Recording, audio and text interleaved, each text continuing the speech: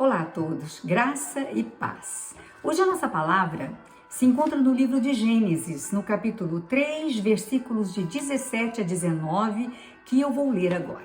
E diz assim: E a Adão disse: Porquanto destes ouvidos à voz de tua mulher, e comestes da árvore de que te ordenei, dizendo: Não comerás dela, maldita é a terra por causa de ti.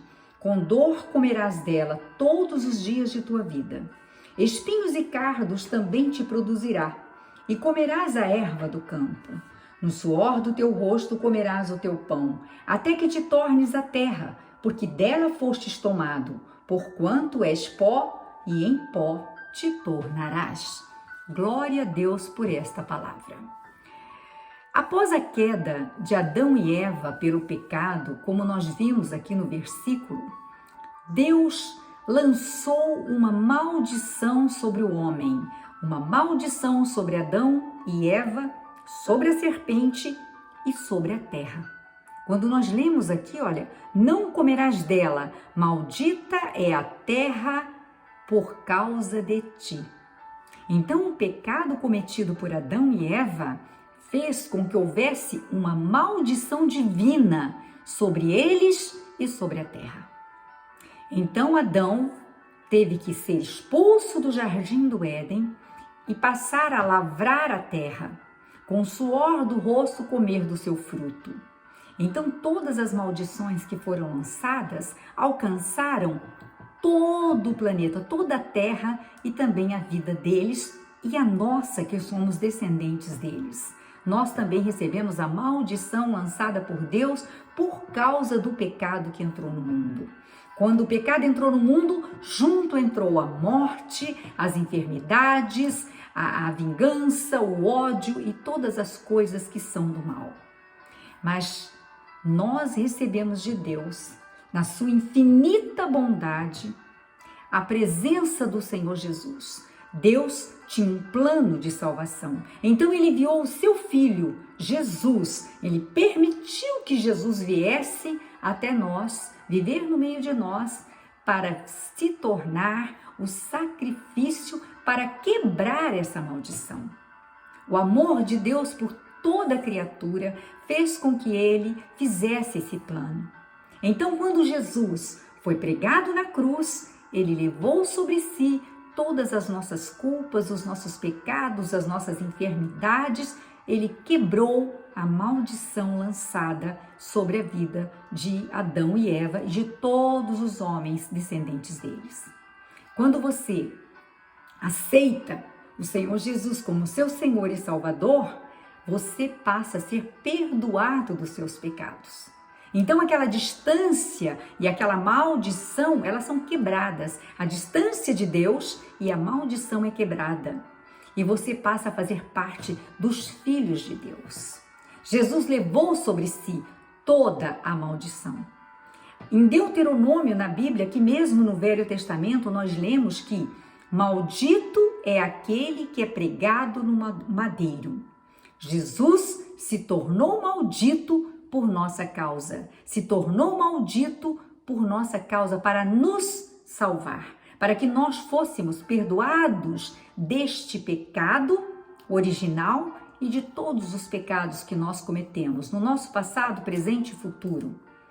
Deus permitiu que Jesus pudesse ser o sacrifício vivo, aquele que foi pregado vivo numa cruz, que foi humilhado, açoitado, que carregou sobre ele as nossas culpas, os nossos pecados, as nossas enfermidades, tudo ele carregou sobre ele. Então Jesus é a nossa salvação, é o nosso Salvador. Deus fez isso para todas as criaturas, mas para que nós sejamos perdoados, nós precisamos aceitar esse sacrifício, aceitar que Jesus veio para nos salvar, para nos perdoar. Mas a maldição da terra, esta não foi quebrada. Então, quando nós vemos os furacões, os vulcões, tremor de terra, terremoto, maremoto, tsunamis, quando nós vemos destruição sobre a terra, nós entendemos que a terra, ela está sob a maldição divina. Porque no momento que Deus lançou maldição sobre o homem, ele também lançou sobre a terra. Porque se você ler aqui, não comerás dela, maldita é a terra por causa de ti. Então a terra está sob a maldição divina, a maldição de Deus. Por isso nós vemos tantas coisas erradas, por isso nós vemos tantas coisas acontecendo com a natureza imprevisível, a natureza se transformando, tantas pessoas sofrendo. Isso tudo é porque a terra é amaldiçoada ainda. Porque quando Jesus levou na cruz os nossos pecados, ele não levou a maldição da terra. A maldição da terra só vai ser quebrada quando Jesus voltar. A sua volta é iminente. Mas Jesus ainda não voltou, a maldição não foi quebrada. Quando Jesus voltar, a maldição que está sobre a terra será quebrada e a terra voltará a ser o paraíso que era no tempo de Adão e Eva. Quando havia alimento suficiente, frutos que ninguém plantava, mas que nascia e os alimentava. Os animais conviviam em harmonia, a natureza era harmônica, havia paz e harmonia em todo o mundo.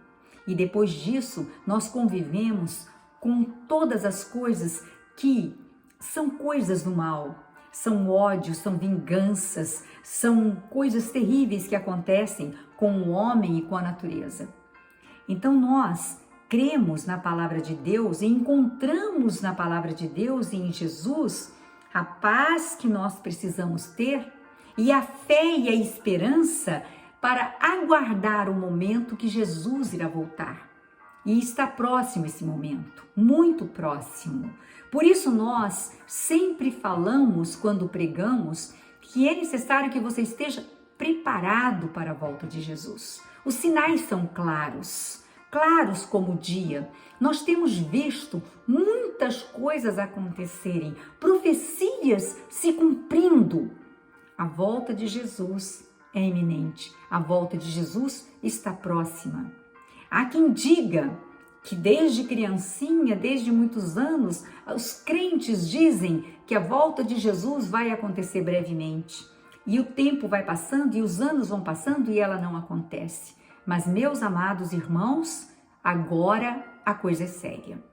Eu creio que essa geração de agora vai sofrer com um grande evento. E esse evento é a volta de Jesus. Deus está preparando o mundo para isso. Deus está preparando os seus filhos. Porque as guerras, rumores de guerras, terremotos, ventos, todas essas coisas, a fome, a peste, nós já estamos vivendo. Tudo isso nós estamos vivendo. Então a volta de Jesus está muito próxima. E Deus quer que seus filhos sejam salvos. A palavra de Deus nos garante que nós iremos subir com Jesus, que Jesus levará a sua igreja. E qual é a igreja de Jesus? A igreja de Jesus somos nós. A igreja de Jesus não é um templo físico, 4 paredes com pessoas dentro. Não! A igreja de Jesus somos cada um de nós. O nosso corpo, o nosso espírito é a igreja de Jesus. A palavra diz que nós somos o templo do Senhor, o templo do Espírito Santo. E é esta igreja que vai subir. Cada um, porque cada um é responsável pela sua salvação. A salvação é única. Você não consegue salvar o outro. Você consegue trazer e ganhar almas, trazer o outro para o Senhor. Mas a salvação é responsabilidade de cada um. E Deus deixa a critério de cada um escolher se você quer aceitar Jesus ou não. Se você não aceitar Jesus, você não irá subir com ele. Isso é claro. É só você ler a palavra. Tudo que nós dizemos está na Bíblia. Nós somos biblicistas. Nós lemos a palavra de Deus, interpretamos a palavra de Deus. Por isso falamos para cada um de vocês a respeito da palavra de Deus. Se você tem dúvidas, você leia a palavra de Deus. Ore ao Senhor. O Senhor vai trazer de alguma forma um esclarecimento para você, porque o próprio Espírito Santo vai abrindo os nossos olhos para que nós compreendamos a palavra de Deus. Quando você se dispõe a ler, o Espírito Santo te ajuda, porque o Espírito Santo, ele vai dando discernimento para você, ele vai te dando conhecimento, interpretando as palavras que você está lendo. Você tem que se dispor a estudar a palavra de Deus para compreender o que Deus quer falar. E as últimas mensagens do Senhor é para que nós estejamos preparados para a volta de Jesus. E uma das coisas que eu falo para vocês é sobre este versículo que o Senhor me deu. Estes 3 versículos que o Senhor me deu, falando sobre o pecado que foi perdoado, a maldição que foi quebrada e a próxima maldição que será quebrada brevemente com a volta de Jesus. E que nós precisamos estar preparados. Como eu me preparo?